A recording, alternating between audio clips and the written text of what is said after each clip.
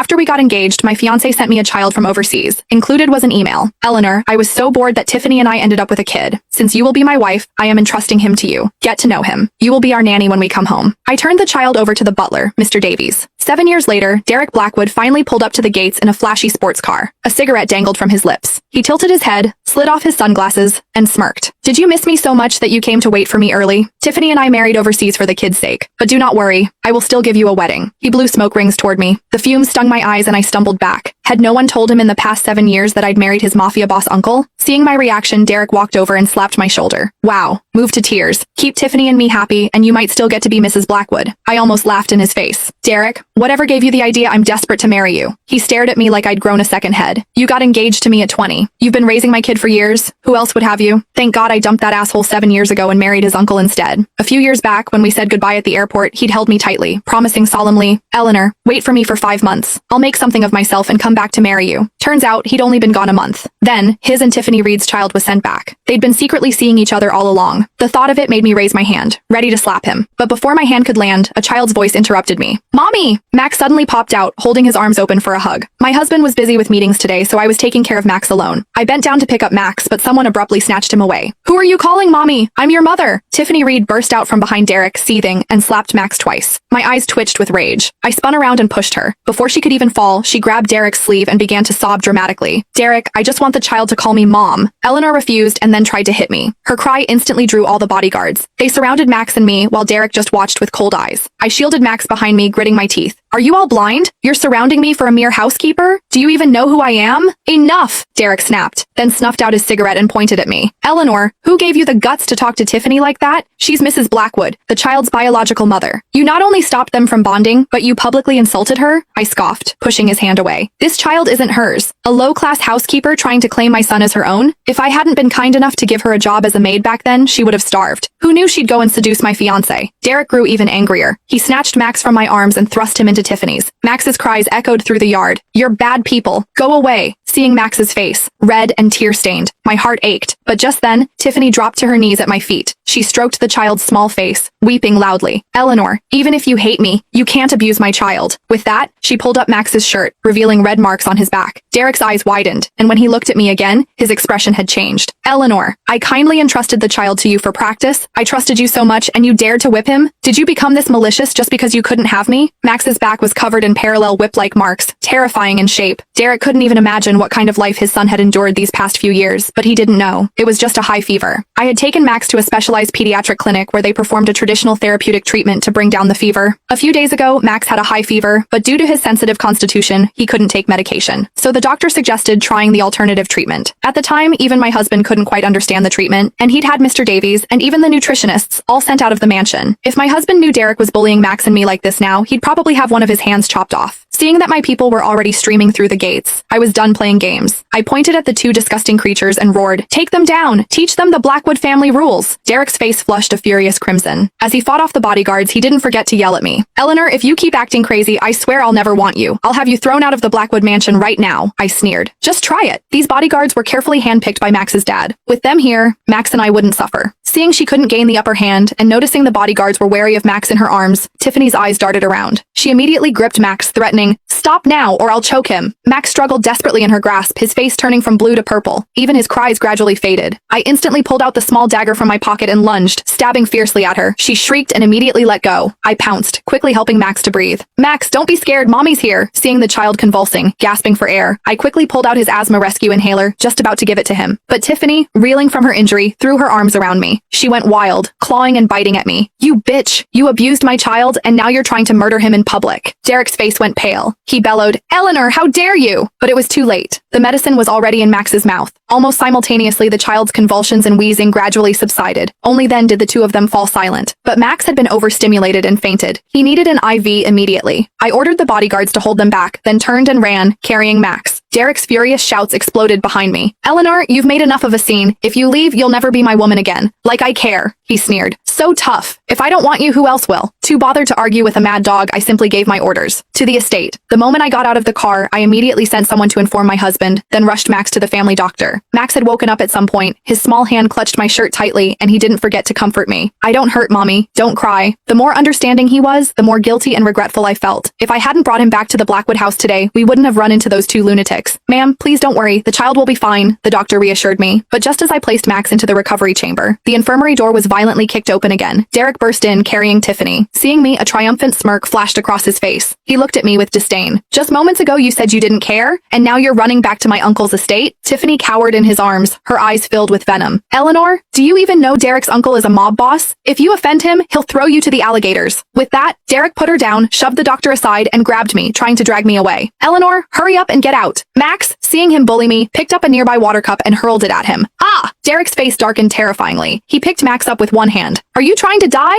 Daring to throw something at your own father. Seeing Max scream hysterically, his face turning blue and purple again, I struggled desperately, slapping Derek across the face. Let go of my son. Tiffany grabbed a nearby sterile cotton pad, intending to gag me. Bitch, keep your voice down. If you disturb his uncle, we'll all be punished. She suddenly went mad, unleashing a burst of strength I didn't know she had, knocking me to the ground and clamping the cotton pad over my mouth. Tiffany and I began to fight. Amidst her shrieks, Derek looked at me, utterly stunned. Eleanor, I thought you had some upbringing. That's why I let you take care of my child. But look at you now. You're like a maniac. From today on, Tiffany and I will raise Max ourselves. The words had barely left his lips when he suddenly let out a cry of pain. Max, seeing me being bullied, was desperate. He bit down with all his might on Derek's hand, right on the web between his thumb and forefinger. Max had always been incredibly attached to me. When he was 4, he'd use his tiny fist to try and scare off stray cats for me, standing defiantly in front of me, his voice a sweet, determined squeak. Don't you dare bully my mommy. Seeing Max drenched in cold sweat, but still refusing to let go, I felt both proud and heartbroken. I was about to snatch the child back when Derek yanked my hair and violently flung me away. Eleanor, you turned my son into a bastard who doesn't recognize his own parents? Don't hit my mommy. Seeing me thrown to the ground, my forehead bleeding, Max screamed hysterically, ready to bite again, but Derek saw right through him. He squeezed Max's jaw, then looked towards Tiffany in the corner, applying constant pressure to Max's face. Bastard, your real mother is right there. She's not my mommy. You're bad people. Max stiffened his neck, his mouth bloody and bruised, tearing and biting at him. Derek completely lost his patience. He roughly threw Max to the ground, placed his foot on the child's chest and smirked. This kid has been completely ruined by Eleanor. He doesn't even recognize his own parents. All right, fine. This is a perfect opportunity. Today, I'll teach you how to apologize to your parents. With that, he pressed down harder with his foot, grinding it into the child's chest. Max's muffled whimpers of pain echoed through the room. Let him go. You monster. You don't deserve to touch my son. I shrieked, my voice raw, clawing towards Max, tears of blood in my cries. He's having an asthma attack. Can't you see he can't breathe? If anything happens to him, Derek, you're dead. Derek scoffed as if he'd heard a joke, then twisted his head to glance at me, then at Tiffany, who was disheveled and covered in blood. A cruel glint appeared in his eyes.